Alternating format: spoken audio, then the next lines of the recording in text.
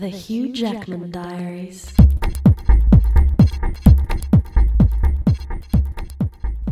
I love the Olympics. All the excitement, blood, sweat and drama of sneaking into the Olympic Village. I woke up on one of them double-decker buses in London. By on, I mean on top. And by on top, I don't mean the upper deck. I mean on top. The wind in my hair, the spew in my hair as well. I don't remember how I got there, but waking up on the roof of a moving bus is always the sign of a good night. The last thing I could recall was saying no. I will not return to my seat, and yes, I do need this dangerous combination of alcohol and medication. For your information, I'm researching a film role. Then everything went black. Then everything went the colour of an airport interrogation room. Next thing I recall is a voice saying, "Stop him, he's getting away." Then a voice saying, "Come back with my bike." It all worked out for the best, and here I was, waking up on a bus. I fell off, landed on something soft, or someone soft. I saw a sign saying Piccadilly Circus. Those poor Brits. What a lame circus it was. From what I could see, made up entirely of sad clowns and bearded ladies. I jumped in a cab. By jumped, I mean jumped. The cabbie said, "Stop jumping up and down in my cab. I'm not going to tell you again." I said thank God for that, it was getting tedious. He said he'd call the police. I said fine, but wouldn't you be better off calling cleaners? He said what for? I said for this, and puked all over his back seat. I looked down at the chunks of half-digested burger rings, hundreds and thousands, and chartreuse, and thought to myself, I really must thank Barry Gibb for an awesome lunch yesterday. The cabbie told me to get out. I didn't move. He grabbed my head and pulled me out of the cab for me. That's what I call service. I was going to thank him and apologise for the chunks in the back seat, but instead I lay there on the ground, laughing hysterically, giving him the bird. He drove off in his chunk-filled cab. Didn't charge me a cent. What a guy. I got up and staggered around for a minute, stopped, then staggered around for another day and a half till I arrived at the Olympic Village. I knew it was the Olympic Village. It had the same feature that every Olympic Village has had for the last 5 Olympics. Swimmer Jeff Hugel slumped against the wall, clutching a goon bag and pleading to be let back in. He'll be good this time, and he promises he didn't know you weren't allowed to do that in the spa. Hughes, a sporting legend, the first man to achieve the remarkable sporting feat of being able to be a professional swimmer and have a personality at the same time. Memories came flooding back. Of all the Olympic villages me and Hughes had been thrown out of, Beijing was by far the best. I'll never forget the sound of them Ecuadorian volleyballers begging us not to shot put their suitcases into the Olympic flame. With Hughes already evicted, it looked like I was going solo this time.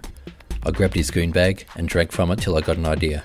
I picked up a paper bag off the ground, put it over my head, wrote the name Thorpe on it, and told the security I was Olympic tool Ian Thorpe. He didn't buy it. I had another idea. I grabbed a bamboo pole from the garden across the road, then I used it like a pole vault pole to beat the security guard over the head with. Worked a charm. I love the sound of security guards calling for backup. The sound of victory. There I was, running through the Olympic Village, with Jeff Hugel's goon bag, covered in chunks of vomit, with a paper bag over my head with Thorpe written on it. I saw one of them motorised buggies that transport people around the village. It was unattended. It gave me an idea.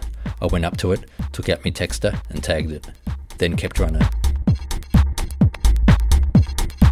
I ran into a building. I saw a door with my name on it. Technically, it said private keep out. Same difference. The room was full of Russian gymnasts watching a DVD of their own gymnastic performances. Poor girls, their government doesn't allow real entertainment. Don't worry girls, I said, before ejecting the DVD and jumping up and down on it.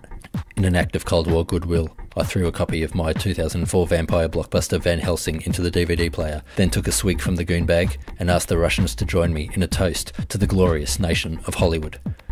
They all sat, unmoved, in a state of shock. It was probably the first time these Russians had seen alcohol. I had to keep moving.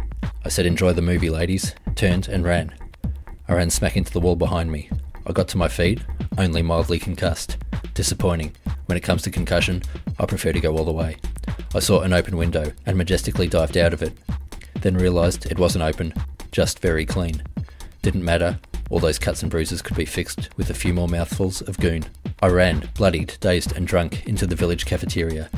I stood on some pasta, which was in a bowl, which was on a table, which had an Italian cycling team seated at it. I said, "Sorry dudes, but until you start wearing stack hats, I don't recognise you cyclists as real athletes." I then yelled out over the whole cafeteria. I said, "Attention, athletes, let me introduce you to the greatest sport of all. It's called the 4-jump. It's like triple jump, but one better. It's not hop, step, jump, it's hop, step, jump, stacks on.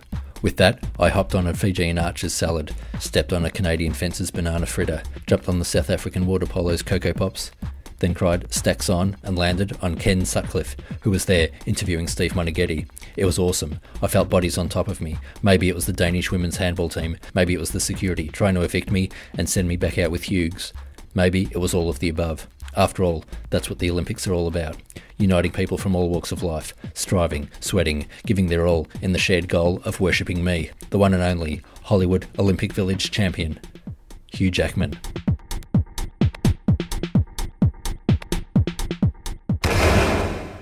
The Hugh Jackman Diaries.